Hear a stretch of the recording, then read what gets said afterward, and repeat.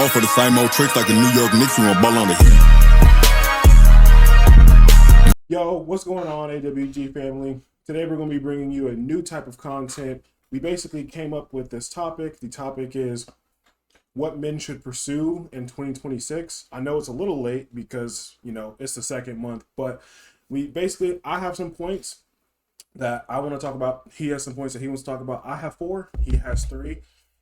So it is new. I hope you guys enjoy it. We're starting this, so it may not be perfect, but it's rock and roll.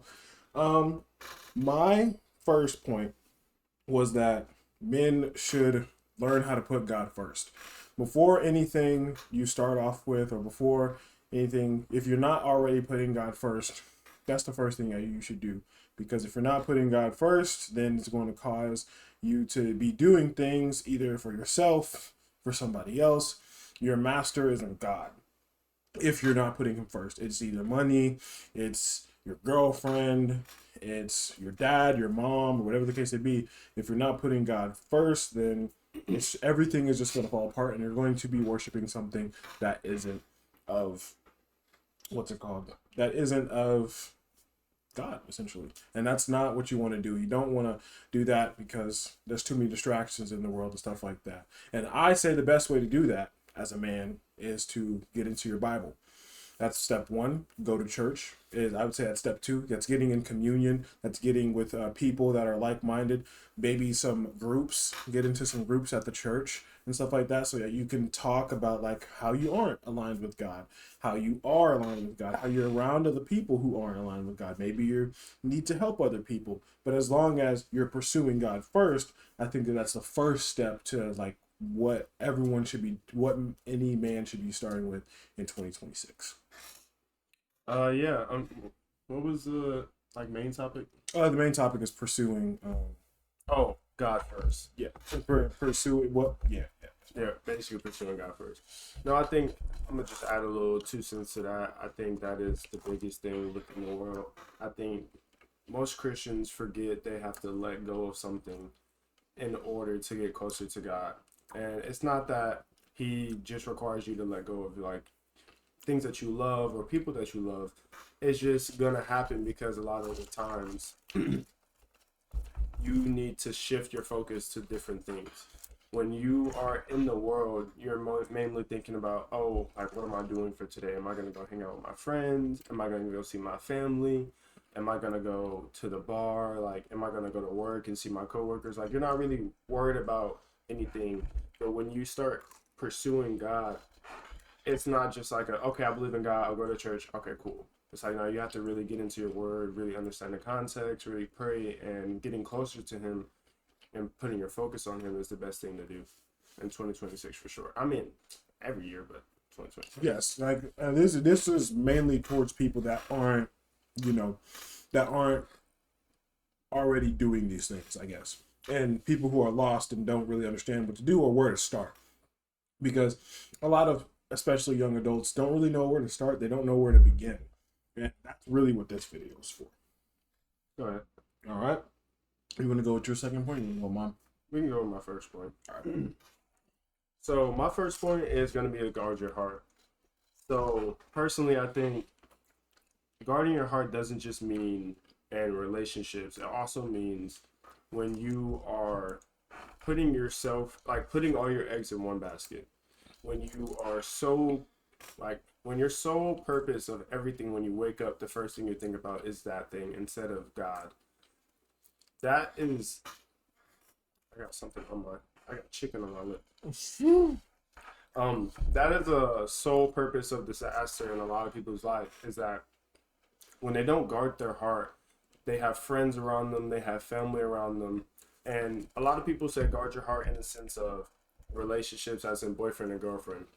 When I think it also goes into friends and family as well, because when I hear guard your heart, I hear when you come face to face with, let's say you're a Christian and you're hanging out with your family member or friend that's not a Christian, and they're saying things and doing things that are not of the Christian faith, you have to be able to say certain things or do certain things that don't involve the world in your world. And let's say this basically, like, let's say your friend's going out to party and they're asking you to go party with them and you're their designated driver.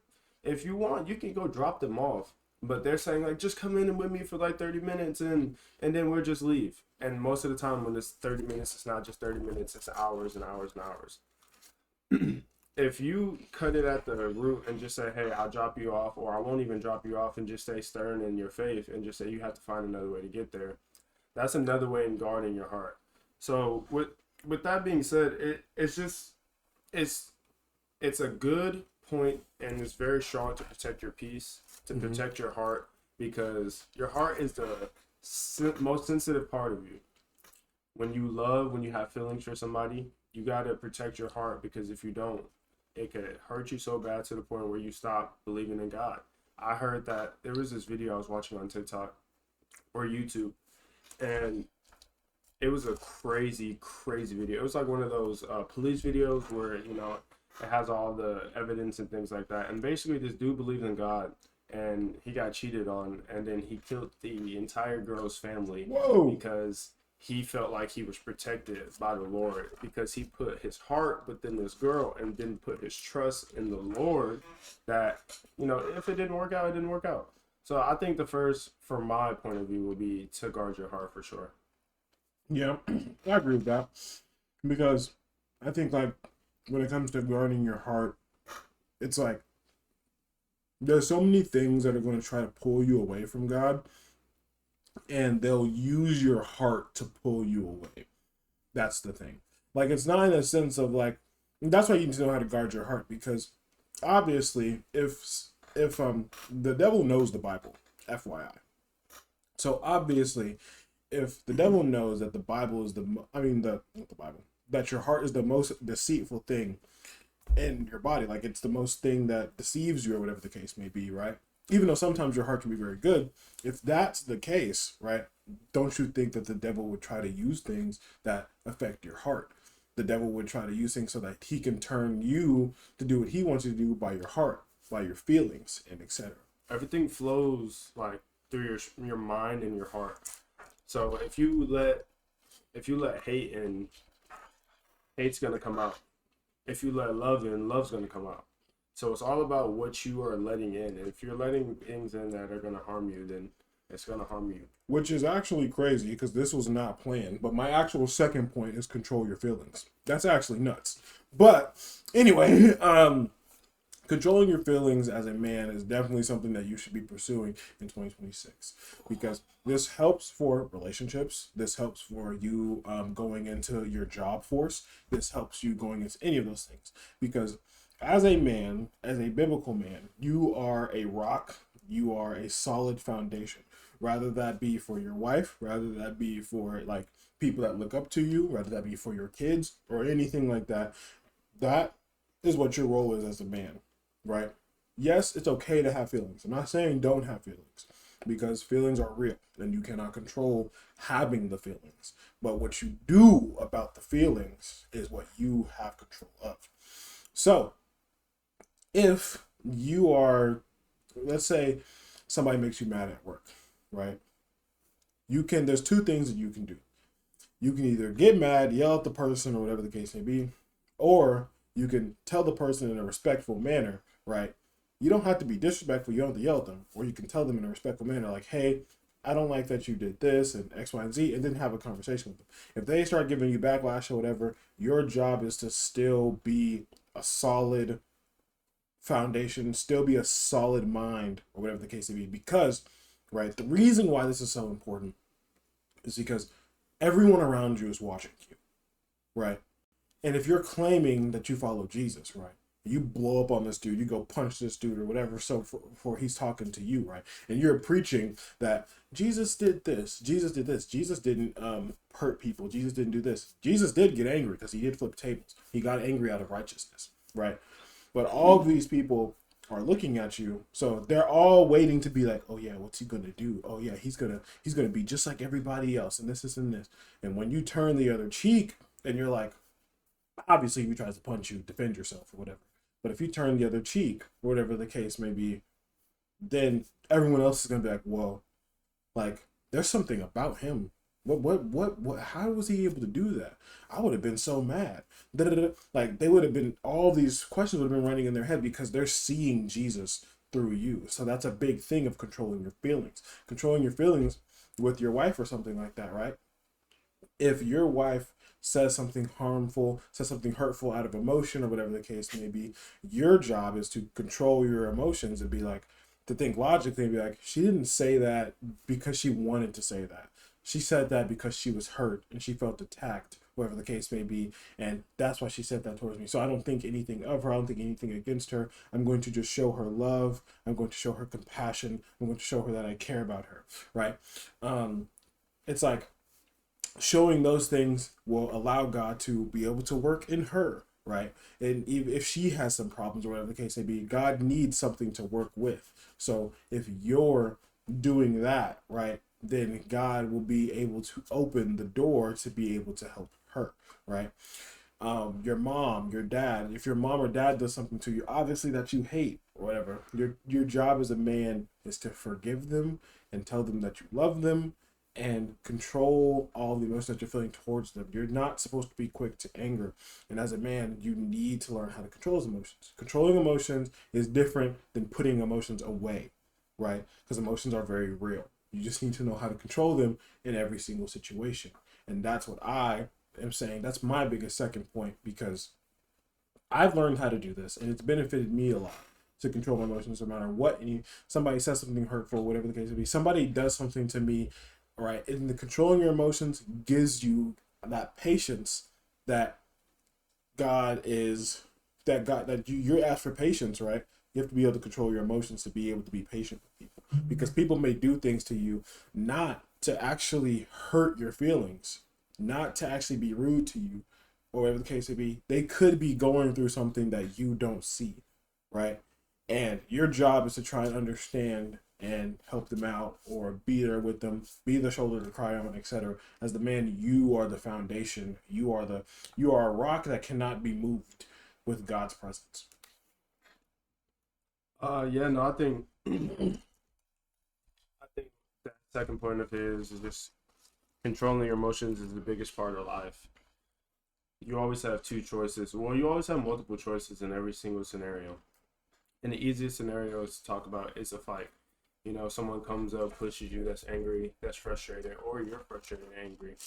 And you have the ability to either punch them, walk away, have words with them, and other things like that.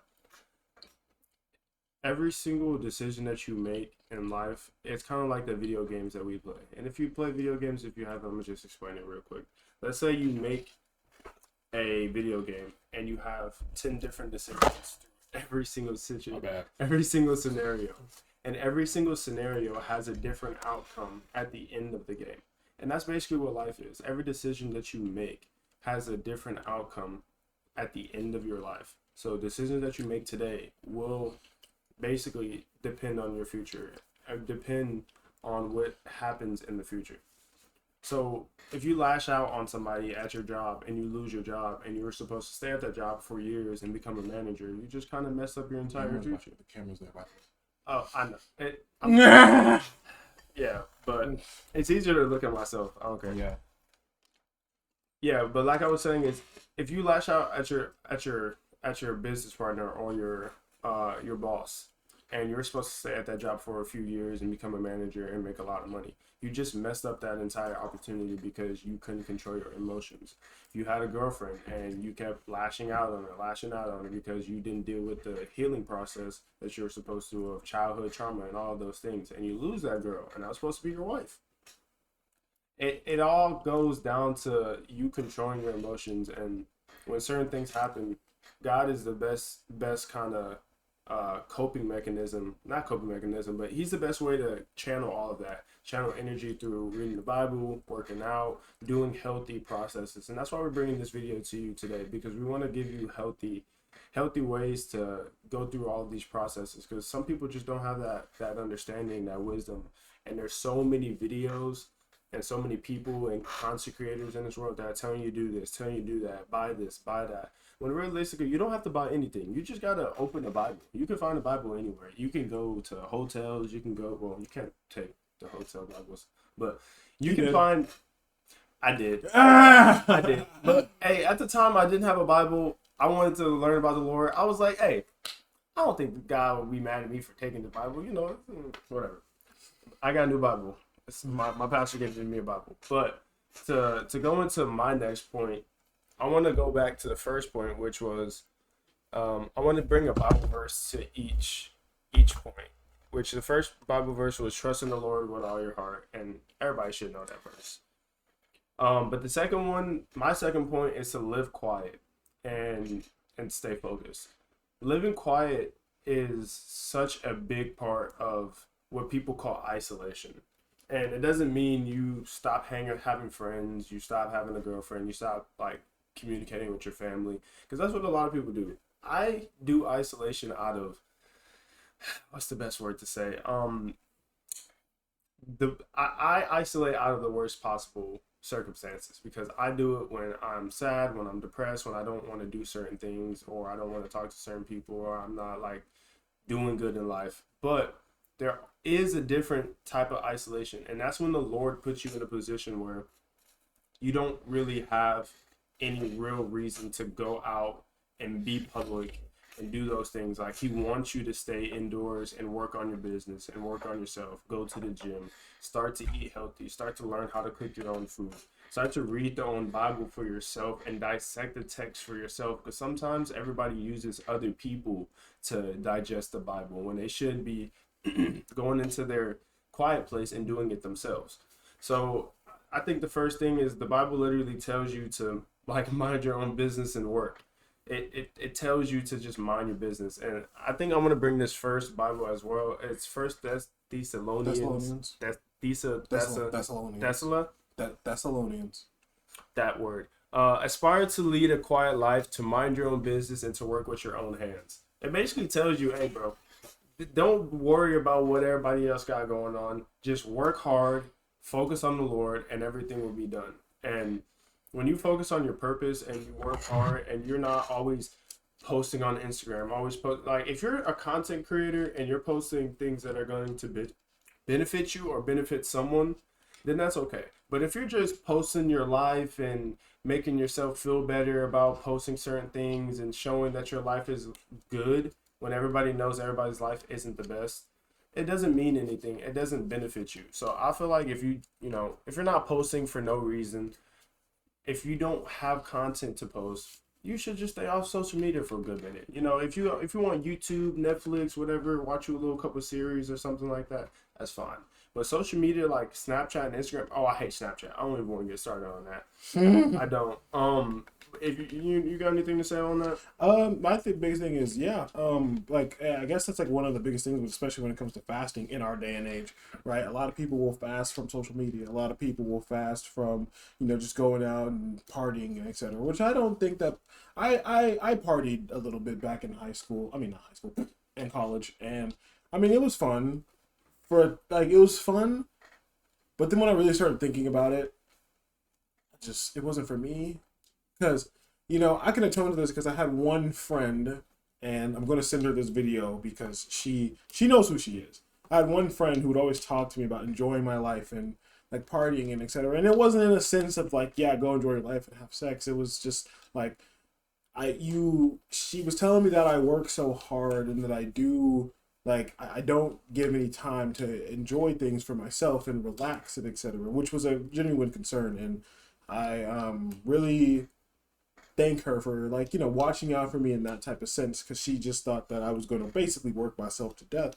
But I was basically explaining to her that I was like, I feel like there's just so much that I have to do that I feel like I'm just getting away from. I'm nosy. Who is it? I'll tell you after. I don't know if she's comfortable with me just saying her name. Okay, then I just know who I think it is. So like it was in a sense to where I was just like, I mean, I understood where she was coming from, but I was like, I feel like all of this partying and stuff just takes me away from really focusing on like what I need to do. Like I feel like I have so much more to do. I feel like I have so much potential and etc. And like it bothers me even when I'm at the parties. And I was explaining that to her, and she was just like, yeah, understandable and etc. But I just don't want you to miss your opportunity in life to, you know, have fun while you're young, you know. And like I said, it's not in the context of what you guys think. It's on the context of, yeah, go have sex and this and this. It was in the context of just like, don't overwork yourself 24/7, basically. Yeah, but we men, and I get what you're saying, but I also understand why you didn't. Yes, no, for sure. That's what I'm saying is, and she understood too. I'm not gonna say that she never understood. She understood where I was coming from. I understood where she was coming from at the same time. Yeah. So like I believe that, like, just like he said, the social media and all that type of stuff, sometimes you just got to get off of that because, I mean, to be fair, both of us, me and him, have both fell victim to posting cool things that you got and etc. And then you did, in reality, right? Most people click through your story and they really don't care. Yeah, They're probably going to be like, oh, that's cool, he got this. They really don't care. You get, let's say you get a new car, whatever, because you post it, it could be a Ferrari or whatever. Maybe a week or two, people care about what you got. And then after that, they don't even talk about it anymore. They forget. Unless they're in your head, unless you're in their head rent free. Other than that, they forget. Like they don't have to you don't have to announce every move. You don't have to prove yourself online. You don't have to argue with people online. You need to make sure you're right with God, if anything. Yeah, right. Like if I'm posting something, I'm posting something for God. You know, like in a sense, post it for yourself. Actually, and I know girls be like, "Oh, I post this for myself." Like, no, genuinely, if you're posting a physique performance or like a you know, you doing something after a few years and you build and you build and you build and you perfect it and things like that, that's different. But if you're just posting you eating food or you like just something that's it doesn't mean anything, it doesn't make any sense to do it. Well, yeah, because like, you know, there's some people, to defend that point a little bit, there's some people that just like want their friends and family to know what they're doing and what's happening. That's different. But you have to ask yourself, is that the reason why I'm posting this? Or am I posting this because I want to show off what I'm doing? Yeah. Am I posting it because I want my family to like see what I'm doing? I want my family to feel what I felt in this moment, and I want it to be shared with them? Or is it, I want everyone to know that I'm in Dubai right now so that I'm flexing because they're not in Dubai? See, that's the thing. The reason why I said what I said is because I have a different perspective on Instagram that not a lot of people might think. But like Instagram and Snapchat are dating apps to me. I've never. That's valid, but look at I that. grew up in the aspect of before it was just you posted a picture and there was no likes, there was no comments, there was no nothing. And then it became likes, it became comments, it became, oh, let me post this because I want followers, or let me follow for follow. And then it just became, most of the girlfriends that I talk to, I always talk to them on Instagram. I always follow them on Snapchat. We always got people in the DMs. Yeah, you got this, and this. I can text people from 3,000 years away or 3,000 miles away. I always say years, 3,000 miles away, and it doesn't really mean anything. I've always seen social media as dating apps, except for YouTube, because YouTube is where you actually post content. Now, yeah, it could be a form of dating. You know, you could find somebody else. You want to know, low-key, what different. I see is very family-orientated? Facebook. Like, there is a dating thing on Facebook, but whenever what's the first thing you think of whenever you Facebook dab? You know what I'm saying? Me, I think of Marketplace, but that's fair. Marketplace is, hey, get some good stuff on Marketplace. Yeah. But like, I feel like a lot of people, right, whenever you're like the dating aspect vibe that you're getting, right, whenever you ask for a girl's Instagram or Snapchat, you never like, hey girl, what's your Facebook? Yeah. You know what I'm saying? Because Facebook generally is where everyone posts all their family stuff, and the reason why is because they typically have all their family members added on Facebook. Right. Like they have their whole like relationships in there, like where it's like my mom is so and so, my dad is so and so, and like they always like Instagram. You not have your parents on there. Snapchat, you're not adding your parents on Snapchat. They are. It's just it's what people use it for. Like the ARK game, people were supposed to play together, go kill mobs, and loot together. They got in that game and started killing each other, taking each other loot, and leaving by themselves. So social media could be used for family and friends and just posting things that are enjoyable, but it's the fact that it's not being used that way. Yeah. It's about how everything is being used. Most of the time, girls use it to post scantily cloud pictures on there so that they can show off whatever feature they want to show off. And men use it to post money, to post their physique, to post their cars, and post all of those things so other people can see this is what my life is about. Girls can see this. Well, yeah. So this is what I'm saying. This you can see what girls want to see. This is what my life is about. So to end my second one off, I would say build in silence, pray in silence, and let results speak for themselves. If you are doing anything that you want to grow and build, do it by yourself in private. And the last thing I'm gonna say is, I don't like telling people a lot of the things I do because you never really know who's preying on your downfall. You might talk to a coworker and be like, yeah, I'm working on my physique and doing this and doing that. And they could be like, yeah, that's cool. And then walk away and be like, oh yeah, he's working. He thinks he's going to be all this and all that and being and bigger and da da da da. Like they think about certain things. And me personally, I think energy is a real thing. If you are talking mess about me or whatever the case may be, the devil or whatever's going on, there's going to be bad energy coming towards me. And I don't want no bad energy. So I just try to keep my mouth shut. And I think since the video's gone on long enough, I'm just going to say that my third point, I had a fourth one, but I'm just going to say just say it. I'm just going to say I'm going to say my third point. My third point is building a portfolio.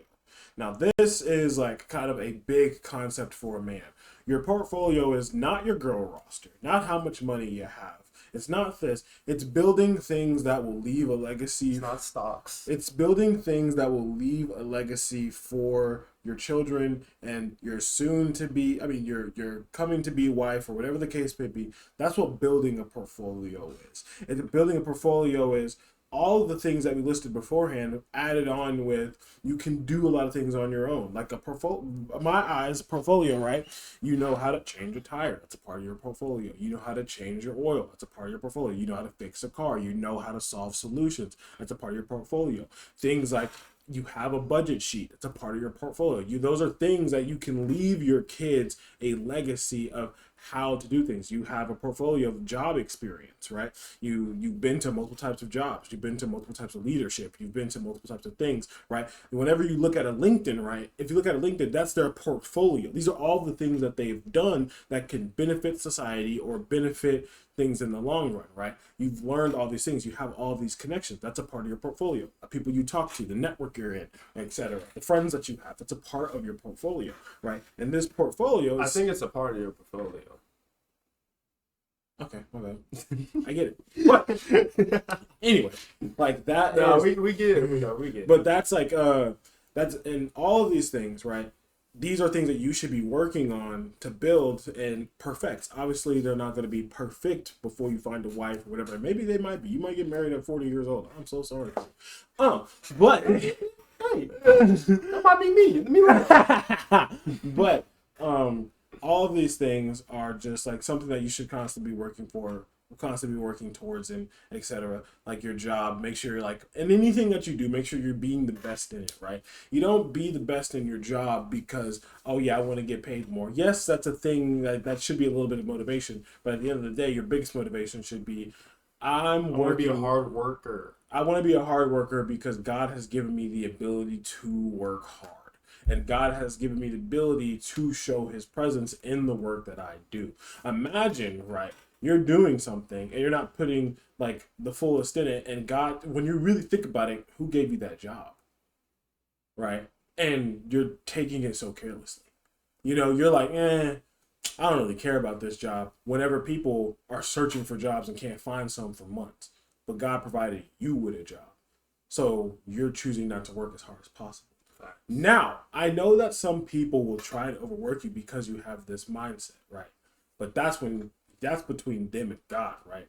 You're not working because you're slaving away for them. You're working because you want to glorify God in everything that you do. Whenever your manager is coming to get you or whatever the case, they'd be like, oh, I need you to do this. Oh, I need you to do this. Oh, I need you to do this, right? Obviously, bite on what you can chew. Have boundaries to if they're working you too hard and you literally can't be as proficient as you can be, that's not glorifying God, because that's not the best work that you could possibly do. So there is boundaries to being overworked and overused, right? But if you are working your best and you're pushing yourself to being like, this is the best that I can do, that's what you need to do at all times. You don't ever, you should never have the mindset of, well, I only get paid this much, I'm not going to work that hard. Oh, I don't really care about this job. This isn't what I want to do for a living, so I don't really care about it too much.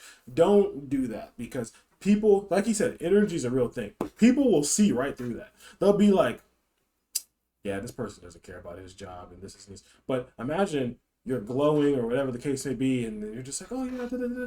And then somebody's gonna come up and look and be like, what is up with that person? That person has a lot of energy. This person works very hard. What does this person have that I don't? And then you tell them, they're like, well, why do you work so hard? You're like, man, because God, man.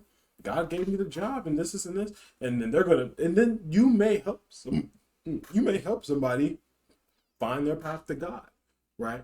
So that's what and when you're building your portfolio, what I'm saying is all the things that are a part of what I listed, do your due diligence to work as hard as possible to build those things. And as a man in 2026, that's what you should do. And if you don't know where to start, go and check and see like what you're lacking. Go and check and see those and be like, I probably should work better on this. Or maybe it's your attitude, or maybe it's anything like that. Go and check that stuff before, so you know the right direction of where you need to go. And that's my last point. Yeah, well, that was a yap session and a half. I was trying, how much? It kind of hit, his last point kind of segues into my last point, and my last point was just be a man. Yeah, no, seriously. Be a man of God and be a man. I'm tired of seeing men act like women. And that's not a diss to any other people that are whatever. I'm being genuine. I'm tired of seeing men beating women to the sanctuary. You should be supposed to be picking up tables. You're supposed to be picking up chairs. You're supposed to be helping. Why are you beating women to the sanctuary? You're supposed to be in the gym. Why are you not fit? You don't have to be bodybuilder, athletic, football player, but you're supposed to be in the gym to where you're able to at least lift heavy and at least, fend for yourself. There's certain things you should be able to shoot a gun, protect yourself. Like he said, to build your portfolio, you need to be able to learn how to work on building things for the house, building an entire house, praying, reading the Bible. All of these things in these portfolio building habits and traits that you should be building. It's just becoming a real man, being the structured man. When your woman is being super emotional, she can come to you because you're her rock, and she knows that at any point in time you have at least some type of way to get through her emotional side or a problem that she needs to be fixed. So my last point is just be a man, man. Like my dad always told me, like Andrew Tate said, his dad used to push him over and just look at him and laugh until he got up, because he wanted him to learn to get up from his falls and not just stay on the ground. So we appreciate y'all for watching. Like, comment, subscribe, and stay aligned, stay blessed. 'Cause I trust